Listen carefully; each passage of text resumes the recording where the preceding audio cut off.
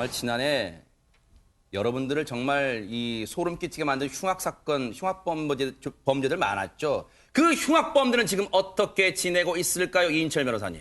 장대호 씨 얘기인데요. 2019년 8월에 자신이 근무하는 모텔에 이제 어떤 손님이 왔던 거예요. 근데 그 손님이 자신을 무시한다고 생각을 해서 잔인하게 이제 살해를 하고 시신까지 훼손한 사건이 있었거든요. 아이고. 이 사람이 이제 서울 구치소에 있는데 네. 그래서 이제 옥중일기라는 걸 쓰거든요. 일기를 쓰는데 이 자신의 그 범행 과정이라든지 뭐 수사라든지 재판이 불공정했다고 해서 자세히 기재를 했어요. 어허. 근데 그 내용이 논란이 되고 있습니다. 네. 그 옥중일기에 보면은 이제 한 남성이 피해자가 이제 모텔에 들어오면서 이 사람의 장대호 씨가 이제 어세오세라고 인사하면서 말을 하니까 야 얼마야 이렇게 자신을 이제 무시했다는 거예요. 네. 그래서 뭐라고 하니까 얼마라고 태도를 바꾸었다. 뭐 네. 이런 과정이 이제 본인의 범행 동기가 되었다 이렇게 네. 기술을 했는데 저도 자세히 보니까 다 이제 본인의 그 범행을 이제 합리화하기 합리화하고, 위해서 아하. 어떻게 핑계를 대는 것 같은데 네. 전혀 이해가 되지 않는 그런 내용이 많습니다. 그러니까요. 그런데요, 저희가 지금 저 일기를 진짜 찬찬히 읽어봤습니다만, 하재근 평론가님, 예. 오히려 자신이 사과를 받아야 된다 이런 내용도 있다면서요? 네, 사과를 언급한 부분이 있는데 이제 일단은 그 자기가 살해한 피해자를 계속 모욕을 합니다. 아하. 기껏해야 내 또래 이하로 보이는 사람이 야 얼마야 반말을 했다라는 식으로 이야기를 하더니 내가 중죄인임을 인정한다. 네. 그러나 사과하고 반성하는 것은 선후의 문제다. 네. 나는 아직 피해자로부터 어떠한 사과도 받지 못했다. 자기가 살해해놓고 무슨 그 피해자로부터 내가 사과를 받아야 된다고 자기가 네. 마치 부당하게 사과를 못 받았다는 듯이 그렇게 억울함을 토로하고 있습니다. 이거는 입이 떡 벌어져서 말이 안 나옵니다, 이수정 교수님. 네, 근데 이제 장대호란 사람을 이해를 못하면 네. 지금 이런 이제 일기의 내용이 굉장히 궤변적인 것처럼 느껴져요. 아하. 왜냐하면 이미 사망한 사람이 어떻게 사과를 합니까? 사과를 안 받으면 그러면 내가 반성을 안 하겠다 이런 얘기잖아요. 네. 그렇기 때문에 지금 이렇게 되면 아마도 항소한 것 같은데 본인에게 네. 더 불리한 상황으로 전개될 텐데 네. 이렇게까지 이제 일기를 써가지고 일기라는 건 사실 교도관에 의해서 뭐 결국 노출이 되지 않을 수 없는데 네. 그런데도 이렇게 쓴 거 보면 실제로 이 사람의 정신 세계는 여전히 정말 이런 식의 논리 속에 빠져 있는 것으로 아하, 보여서 네. 이것이 이제 어떻게 보면 굉장히 궤변적 사고 속에서 이제 완전 일반적인 사회적 규범으로부터 일탈된 그런 이제 생각을 하고 있는 거 아니냐, 그것을 입증하는 거 아니냐 이렇게 보이는데요. 네. 물론 그거하고 심심이하게 나올 수 있느냐 없느냐는 다른 문제입니다만 아하, 네. 어쨌든 정상적인 사고를 하고 있지는 않은 것으로 보입니다. 아하. 장대훈은요, 조금 전에 화면도 잠깐 나왔습니다만, 과거 취재진 앞에서도요, 정말 어처구니 없습니다. 당당했습니다. 그 모습 보시고 이어가 보도록 하겠습니다. 아까 말씀드렸잖아요. 그 사람이 먼저 계속해서 저한테 시비를 걸고 먼저 주먹으로 제 배를 치고 얼굴을 때리려고 그랬어요. 한 말씀 하신 말 없으세요? 피해자한테 마지막으로 하고 싶은 말, 다음 생에 또 그러면 너 나한테 또 죽어. 이번 사건은 흉악범이 양아치를 죽인 사건입니다. 나쁜 놈이 죄송합니다. 나쁜 놈이 죽인 사건이에요. 상대방이 죽을 짓을 했습니다. 반성하고 있지 않습니다. 유족들한테 미안하지 않으세요? 전혀 미안하지 않습니다. 저런 뻔뻔한 장대우가요, 재판부의 불만까지 드러냈답니다. 김지혜 변호사님. 네, 장대호의 옥중 일기를 보면은 또 이런 구절이 등장을 하는데요. 미국은 일본의 본토에 원자폭탄을 떨어뜨려 멸망시켰다. 그러나 아무도 미국을 전범 국가라고 하지는 않는다. 뭔지 뭘 얘기를 하고 싶은 거예요, 지금. 네. 그러니까 이게 자신에게 무기징역을 선고한 이 네. 1심 재판부에 대한 그 불만을 야, 표현한 것의 일종인데요. 네. 그러니까 뭐 본인을 미국에 비유하고 뭐 일본을 피해자에게 비유하는 것인지는 잘 모르겠는데 어쨌든 일반인의 상식으로서는 잘 이해할 수 없는 사고방식인 것 같습니다. 아니, 근데 어쨌든 원자폭탄 얘기가 갑자기 나오고요. 이런 얘기가 나오고 있습니다. 정신세계 진짜 이해할 수가 없어요, 우리가. 어떻습니까? 네, 이 사람은 좀 굉장히 이제 그 피해 의식이 심화가 많이 된 사람이고요. 네. 거기다가 이제 굉장히 좀 과대망상적입니다. 네. 그렇기 때문에 이미 사고 장애가 굉장히 진행이 많이 된 사람인데 네. 그렇다고 해서 조현병 환자처럼 무슨 뭐 망상을 보거나 양성 증상, 환각이나 환청이 있는 타입은 아니고요. 이런 네. 사람들을 뭐 스키조이드하다 뭐 이렇게 이제 얘기를 많이 하는데 네. 그러니까 사회적으로 일단 굉장히 분리돼서 자신만의 세상에 갇혀서 네. 자신의 논리 속에서 세상을 바라보는 겁니다. 네. 그러다 보니까 바깥의 사회적 규범에 따라서 이 사람을 바라보면 너무나 이상하기 짝이 없죠. 왜냐하면 네. 이 사람의 사고의 틀은 일반 보통 사람들의 사고의 틀과는 굉장히 거리가 있기 때문에. 네. 지금 항소심이 이제 장대호에 대한 항소심은 진행 중입니다만 이인철 변호사님 1심에서 검찰은 사형을 구형했잖아요. 하지만 법원에서는 무기징역을 선고했는데요. 아, 그래요? 네. 근데 이 사람이 옥중일기도 썼지만 본인은 뭐 사형을 받아도 된다 이렇게 얘기했거든요. 네. 근데 이제 최근에 사건들을 살펴보면은 아무리 극악무도한 범죄를 하더라도 사형 선고된 경우가 거의 없어요. 아, 그래요? 그리고 설령 사형 선고가 된다 하더라도 그동안 우리나라가 수십 년 동안 사형 집행된 건이 단 한 건도 없습니다. 아하. 그 피고인의 인권을 보호해야 된다고 해서 네. 이 사형을 집행하려면 법무부 장관이 이제 그 승인해야 되는데 네. 승인을 안 해줘요. 그러니까 사형 선고해도 사실상은 무기징역이나 마찬가지죠. 네. 하지만 저는 상징적으로라도 사형 선고가 필요하다고 봅니다. 네. 이런 극악무도한 범죄자 같은 경우에 사형 선고를 하면은 이게 그 범죄 예방적인 효과도 있거든요. 그래서 네. 사형 선고도 한번 검토를 해볼 필요가 있지 않나 이런 생각이 듭니다. 네. 장대호가 일기장이 논란이라면 이 사람은요 경찰들한테 소리를 질러서 지금 논란이 커지고 있습니다. 김지혜 변호사님. 네, 최근에 경찰이요 이춘재 씨를 아하. 그 92년도에 일어났던 청주 학천교 사건과의 어떤 연관성에 주목을 하고 있는 것 같습니다. 네. 그래서 이제 조사를 했는데 거짓말 탐지기 검사를 우선 실시를 했습니다. 네. 근데 거기서 이제 이춘재가 범행을 부인을 했어요. 내가 죽이지 않았다. 그런데 그 순간 거짓말 탐지기가 거짓 반응이 나옵니다. 그러니까 내가 죽이지 않았다의 거짓 반응이 나왔으니까 결국은 죽였을 가능성이 매우 높아진다는 그러네요. 것이죠. 네. 이제 그렇기 때문에 법 최면 수사로 넘어가게 됐는데 네. 그 최면 수사 과정에서 이춘재가 그곳에 가지 않았다라고 굉장히 큰 소리를 지르면서 매우 격렬한 반응을 보였다고 합니다. 네.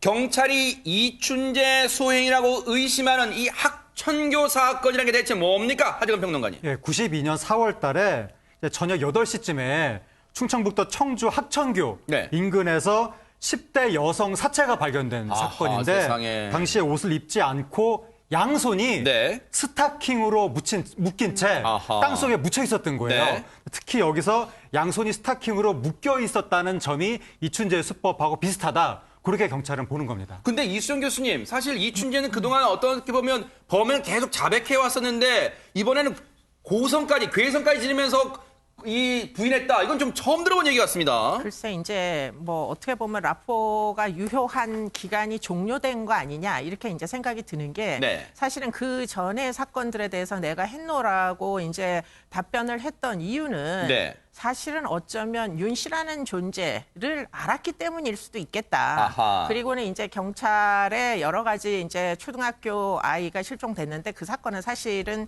아예 덮여버렸잖아요. 네. 그런 것들을 이미 이춘재가 이제 알고 있는 상태로 결국 그런 것들을 이야기를 함으로 해가지고 네. 문제 제기를 하기 위해서 이런 시도를 했던 게 아닌가 네. 이런 생각도 심지어는 드는데 네. 그런데 문제는 이 이춘재도 이제는 사실 본인이 굳이 경찰의 제안에 자백할 필요가 없다라는 걸 분명하게 느끼는 것 같습니다. 네. 네, 그렇기 때문에 지금 이게 사실은 다 시효가 다 지났기 때문에 사실 자백 안 해도 어쩔 수 없는 상황이거든요. 네. 그래서 결국에는 지금 태도를 완전히 전략을 바꿔가지고 더 이상 흥미 없다 이런 식으로 이제 뭐 변심한 것으로 보입니다. 네. 이춘재 이제 항소심에서는 어떤 결과가 나올지 뉴스파이터가 계속해서 추적해 보도록 하겠습니다. 야, 이 어르신의 행동을 어떻게 이해를 해야 될까요? 김지혜 변호사님. 네, 80대 남성 오 씨가요. 그 지난해 4월 오후 한 6시 30분경, 그러니까 퇴근 시간인 네. 것이죠. 이제 서울 서초구 고속터미널역에서 이 동작역으로 가는 9호선 급행 전동차 안에서 여성을 추행한 혐의로 재판에 넘겨졌다고 합니다. 야, 그 시간대, 아마 그 시간대 지하철 타보신 분들 아시겠지만요. 정말 콩나물시로 같이 정말 그 지하철 빽빽합니다. 그런데 그 지하철에서 몹쓸 짓을 해서 재판에 넘겨졌다는데 이인철 변호사님, 이 어르신 이제 다 인정했겠죠? 아이고 재판부한테 용서를 구했겠죠? 네, 뭐 어쨌든 1심에서 인정을 했습니다. 아하. 그래서 법원도 반복된 범행은 피고인의 왜곡된 성인식이 주요 원인인 것 같다. 네. 하지만 이제 뒤늦게나마 자신의 범행을 시인하고 네. 반성하고 있기 때문에 그래도 이제 징역 10개월을 선고했거든요. 원래 네. 더 높게 나와야 되는데 하지만 문제는 이 사람이 항소심에서 자신의 진술을 번복했다는 겁니다. 아니 하재근 평론가님, 네. 이게 이상하잖아요. 다 자신의 죄를 인정했다는데 항소심은 왜 간 거예요 지금? 그러니까 이제 1심에서는 인정한다고 했지만 바로 말을 바꿨다고 하는 거죠. 아하. 자신은 무죄다라고 하면서 네. 그 논리가 뭐냐면 네. 이제 항소심에 주장을 한 것이 나는 산책을 나온 것일 뿐이다. 단지 산책을 했을 뿐 지하철 안에서 추행한 적이 없다. 그렇게 주장한 겁니다. 아니 김지혜 변호사님, 산책은 들로, 산으로, 강변으로 가서 산책하는 거죠. 지하철 안에서 산책했대요. 네, 그러니까 굉장히 좀 황당한 주장인 거죠. 그러니까 네. 표현이 너무 독특해서 굉장히 인상에 남는데 네. 그러니까 징역 10월을 받고 막상 이제 수감 생활을 하다 보니까 좀 어떤 그런 억울한 느낌이 들었을지는 잘 모르겠어요. 네. 그래서 1심 때는 다 인정했는데 갑자기 항소심에서 이렇게 말을 번복했을 경우 굉장히 설득력이 많이 떨어지겠죠. 재판부가 아하, 볼 때에도. 그러니까요. 예, 그럼에도 불구하고 이제 굉장히 좀 표현을 이렇게 산책이라는 표현까지 써가면서 자신은 좀 억울하다고 주장하고 있는 것인데 네. 그냥 어떤 정상적인 그런 사고 과정에서 나온 그런 그러니까요. 항변인지 약간 좀 의문스럽습니다.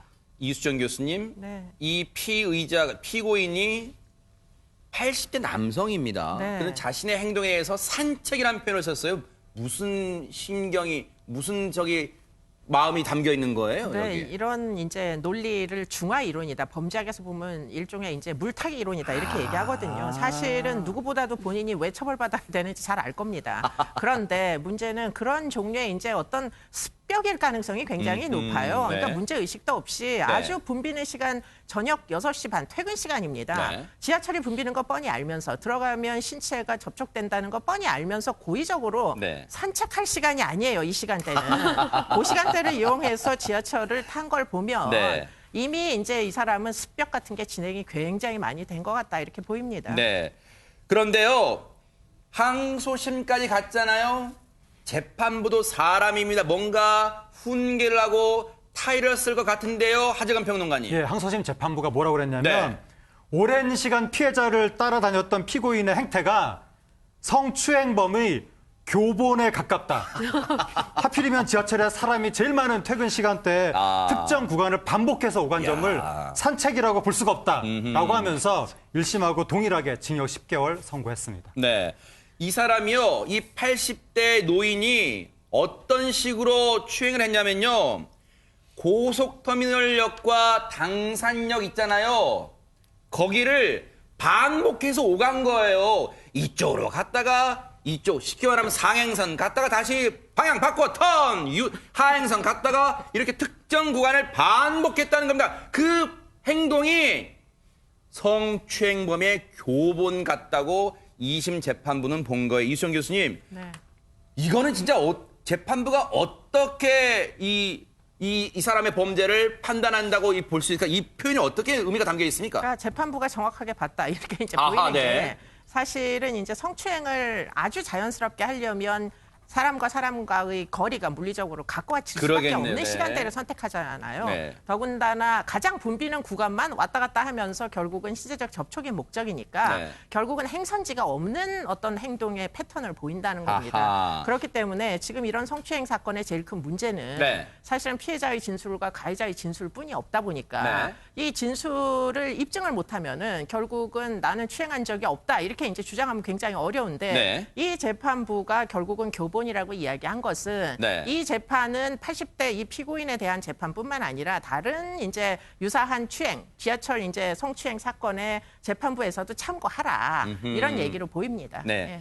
그런데요, 우리가 예상을 했지만요, 이 사람 알고 봤더니 인철 변호사님 과거 동종 전과가 화려하다면서요.